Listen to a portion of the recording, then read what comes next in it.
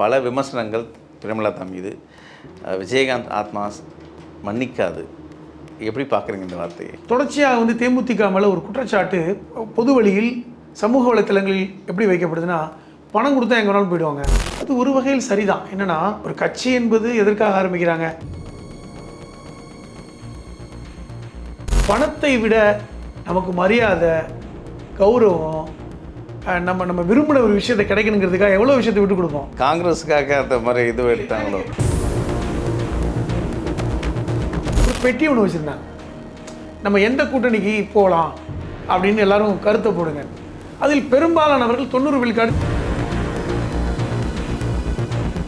ஏன் திமுகவுக்கு தேமுதிக அணிலா உதவி செய்யாதா?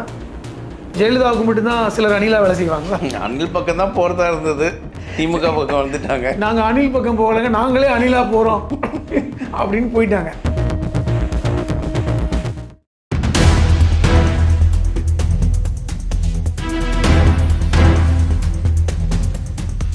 புதிய குரல் நேயர்களுக்கு வணக்கம். இன்றைய நேர்காணலில் நம்மோடு அரசியல் பேச இணைந்திருக்கிறார் புதுமடம் ஹலீம் அவர்கள். வணக்கம். வணக்கம். திமுக கூட்டணி இன்றைக்கி தேமுதிகவை தன் பக்கம் வசப்படுத்திருக்கு. பல விமர்சனங்கள் பிரேமலதா மீது. விஜயகாந்த் ஆத்மா மன்னிக்காது. எப்படி பார்க்குறீங்க இந்த வார்த்தையை? அவங்களே அறிவாலயத்திலேருந்து வெளியே வந்து பேசினாங்க, தேன் கலந்த பாலில் பழம் விழுந்திருக்கிறது அப்படின்னு. இன்னும் சொல்லப்போனால், விஜயகாந்த் அவர்கள் உயிரோடு இருந்தால் இதைத்தான் விரும்பி இருப்பார், அவர் ஆன்மா மிக மகிழ்ச்சி அடைந்திருக்கும் அப்படின்னு சொன்னார். 16 தப்பு பண்ணிட்டோம், 10 வருஷம் கழித்து முடிவு எடுத்திருக்கோம் சொன்னதெல்லாம் அவர் தான். அது ஒரு வகையில் சரிதான். என்னென்னா, நீங்கள் ஒரு கட்சி என்பது எதற்காக ஆரம்பிக்கிறாங்க? அதிகாரத்தில் வரணும், எம்எல்ஏ எம்பி கிடைக்கணும், பதவிக்கு வரணும், இதானே. ஆனால் அவர்கள் எடுத்த தவறான முடிவின் காரணமாக அவர்களுக்கு எட்டாக்கனியாக தான் இருந்தது. கடந்த முறை அவங்க அதிமுக கூட்டணியில் இருந்தாங்க. விருதுநகரில் அவருடைய மகன் விஜய் பிரபாகர் ரொம்ப குறைவான வாட்டில் தோற்ற போது கண்ணீர் விட்டு கதறினதை பார்த்தோம்ல. பிரேமலதா கண்ணீர் விட்டு 4000 ஓட்டு. விஜய் பிரபாகர் கண்ணீர் விட்டாங்க. தன் மகனை எம்பி ஆக்க முடியலையே அப்படின்னு அவங்களுக்கு பெரிய கலக்கம் ஏற்பட்டு, இது நம்ம எடுத்த தவறான முடிவு தான், நம்ம அப்போவே முடிவை மாற்றிருக்கலாம். அந்த முடிவு அப்பொழுது எனக்கு தெரிந்து அப்பொழுதே அவர்கள் இந்த 2024 பாராளுமன்ற தேர்தல் டைமுக்குள்ளே அவங்க இனி சட்டமன்றத்தில் திமுகவோட போகலான்னு முடிவு எடுத்திருப்பாங்களோன்னு நான் நினைக்கிறேன். ஏன்னா அதுக்கப்புறம் அவர்கள் திமுகவை பெரிய அளவில் விமர்சிக்கலை. நீங்கள் கவனிச்சா தெரியும், பெரிய அளவில் விமர்சித்தாங்க, பெரிய அளவில் விமர்சிக்கலை. அதே நேரத்தில் அதிமுகவை அதிகமாக விமர்சித்தாங்க. என்ன விமர்சித்தாங்க? அவங்களுக்கு ஒரு சின்ன ஹோல்டு இருந்தது.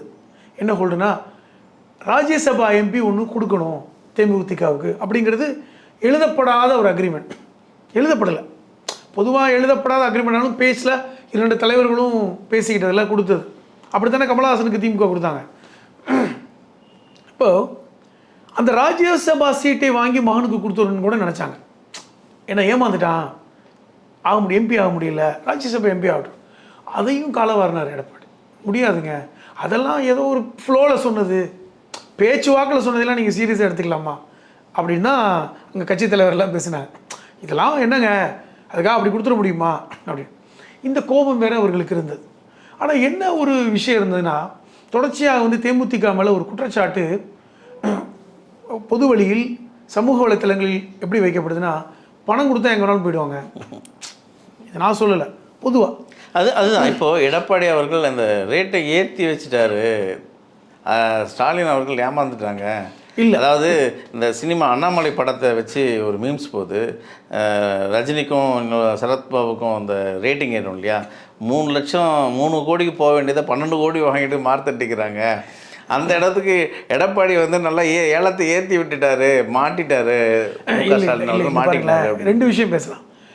ஒன்று, அந்த மாதிரியான ஒரு பேரம் வேறு மாதிரி நடந்ததாகவும் சொல்கிறாங்க. ஆண்டாளர் கல்லூரியுடைய விஷயத்தில் அது நீ கை மாறி இருக்கு, அது நம்ம போக விரும்பலை. அது உண்மைத்தன்மை நமக்கு தெரியல, தெரியாமல் நம்ம ஒரு விஷயத்தை பேச முடியாது. ஆனால் நான் என்ன பார்க்குறேன்னா, பணத்தை விட நமக்கு மரியாதை, கௌரவம், நம்ம விரும்பின ஒரு விஷயத்தை கிடைக்கணுங்கிறதுக்காக எவ்வளோ விஷயத்தை விட்டு கொடுப்போம். காங்கிரஸுக்காக அந்த மாதிரி இது இல்லை. நான் எனக்கு எப்படி காங்கிரஸ், காங்கிரஸுடைய இது 4.5%றாங்க, இவங்க இது 0.5% 1% இருக்காங்க. ஆனால் அப்படி பார்க்கும்பொழுது ஏன் நீங்கள் வைகோ சொல்ல வேண்டியதானே? வைகோவும் நாயுடு சமூகத்தை சார்ந்தவர், இவரும் நாயுடு சமூகத்தை சார்ந்தவர், ஏற்கனவே வைக்க பாஜக பக்கம் போயிடுவாருன்னு சொல்லி ஒரு பேச்சு வந்தது, அதுக்கு பதிலாக அவரை சேர்த்துட்டாங்க. ஏன் அதை சொல்லலை? அது இல்லை பிரச்சனை. வெற்றி பெறக்கூடிய கூட்டணியில் தேமுதிக இந்த தடவை இருக்கணும்னு சொல்லிட்டு அவர்கள் மாவட்ட செயலாளர்கள் கூட்டத்தில் மாவட்ட செயலாளர்கள் அதிகமாக குரல் கொடுத்த விஷயம் வெளியே வந்தது. இப்போ சமீபத்தில் இப்போ ஏற்கனவே முடிவெடுத்தது ஒரு பக்கம் விடுங்க, இவரே வந்து பிரேமலதாவே வந்து திமுக பக்கம் போயிடலாங்கிற மனநிலைக்கு வந்துட்டது ஒரு பக்கம். இவருடைய மாவட்ட செயலாளர்கள் கூட்டத்தில் ஒரு பெட்டி ஒன்று வச்சுருந்தாங்க, நம்ம எந்த கூட்டணிக்கு போகலாம் அப்படின்னு எல்லாரும் கருத்தை போடுங்க. அதில் பெரும்பாலானவர்கள் 90 விழுக்காடு திமுக பக்கம் போகலாம் அப்படின்னு போட்டதாக சொல்கிறாங்க. இதை நம்ம ஒரு தெரிஞ்ச ஒரு மாவட்ட செயலாளரே சொன்னார் அங்கே நடந்தது. என்னென்னா, எத்தனை தடவை தான் நம்ம தோக்குறது, திருப்பி மறுபடியும் நிற்கிறதுக்கெலாம் பயப்படுறாங்க, எவ்வளோ பணம் தான் செலவு பண்ணுறது, திருப்பி நம்ம பாஜக கூட்டணி போனால் இதே மாதிரி போராடணும், ஒரு இடம் வெற்றி பெறுவோமா கூட சந்தேகம் தான். அவங்க நமக்கு 5 சீட்டு கொடுத்தா கூட போதும், ஒரு ராஜ்யசபா எம்பி கொடுத்தா கூட போதும், 5+1 6 காங்கிரீட்டாக வெற்றி, சாலிடான வெற்றி. அப்போ கட்சி வளரும். இப்போ சட்டமன்றத்துக்குள் தேமுதிகவுடைய எம்எல்ஏக்கள் யாரும் இல்லை, விஜயகாந்த் காலத்தில் இருந்தது தான். அப்போ இன்றைக்கி வந்து தேமுதிக ஏன் அழிஞ்சதுன்னா எம்எல்ஏக்கள் இல்லை, இன்னுமே ரசிகராக இருப்பவர்கள் இருக்காங்க, இருந்தாலும் மக்கள் மத்தியில் கொண்டு போய் சேர்ப்பதற்கு, மக்கள் பணி செய்வதற்கு எம்எல்ஏ எம்பிக்கள் இல்லை, பேச முடியல. அப்போ அது வேணும்னா நம்ம ஏதோ ஒரு நல்ல முடிவு எடுக்கணும்னு தான் உள்ளே வந்திருக்காங்க. இப்போ திமுக பக்கம் யோசிக்கலாம், நீங்கள் சொல்கிறீங்களா இவங்களை ஏன் சேர்க்கணும் அப்படின்னு. திமுக மட்டும் இல்லைங்க, இன்றைக்கி வந்து சின்ன கட்சியை எந்த கட்சியையும் விட திமுக தயாராக இல்லை. ஏங்க இவ்வளோ தூரம் அவங்க போராடுறாங்க நம்ம ஆட்சியை நீக்கணும்னு. சில இடங்களில் 1000 ஓட்டு 500 ஓட்டு கூட வித்தியாசத்தில் யாராவது வெற்றி பெற வாய்ப்பு இருக்குது, அதை கூட விட வேண்டாம். அதுக்கு தேமுதிக உதவி பண்ணலாம். ஏன் திமுகவுக்கு தேமுதிக அணிலா உதவி செய்யாதா? ஜெயலலிதாவுக்கு மட்டும்தான் சிலர் அணிலா வேலை செய்வாங்களா? அணில் பக்கம் தான் போகிறதா இருந்தது, திமுக பக்கம் வந்துட்டாங்க. நாங்கள் அணில் பக்கம் போகலைங்க, நாங்களே அணிலா போகிறோம் அப்படின்னு போயிட்டாங்க.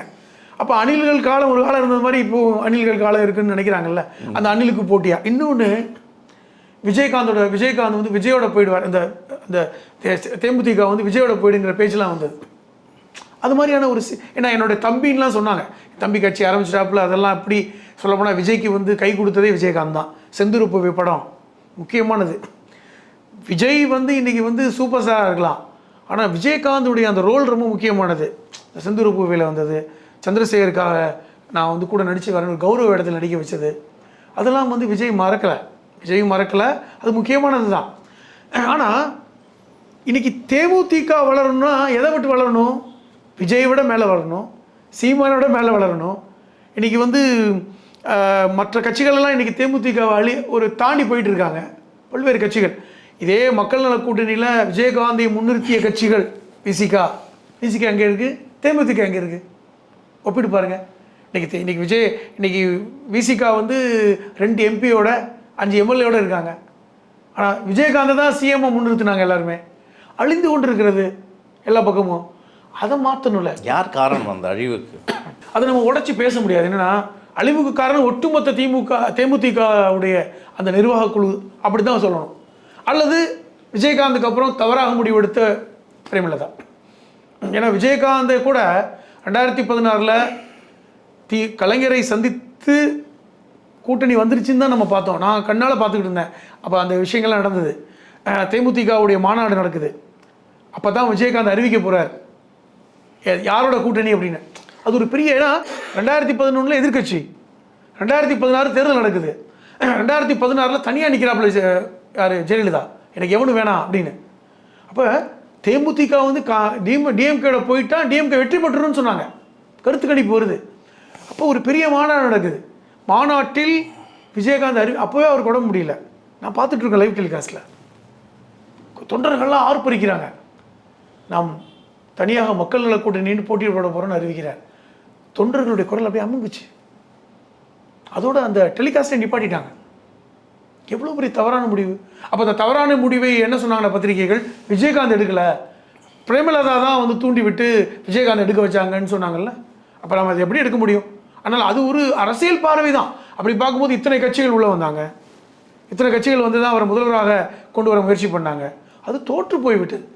எப்பொழுது வந்து மக்கள் நல கூட்டணி தோற்று போனதோ அப்பொழுதே வந்து இது போன்ற நடிகர்கள் கட்சி ஆரம்பித்து வந்தால் ஜெயிக்க போகிறதில்ல அப்படிங்கிற முடிவுக்கு இந்த கட்சிகள்லாம் வந்து விட்டன. மிக தெளிவான மக்களுக்கு புரியுமான கருத்துக்களை சொன்னீங்க. உங்கள் நேரத்துக்கு முக்கியம். நன்றி.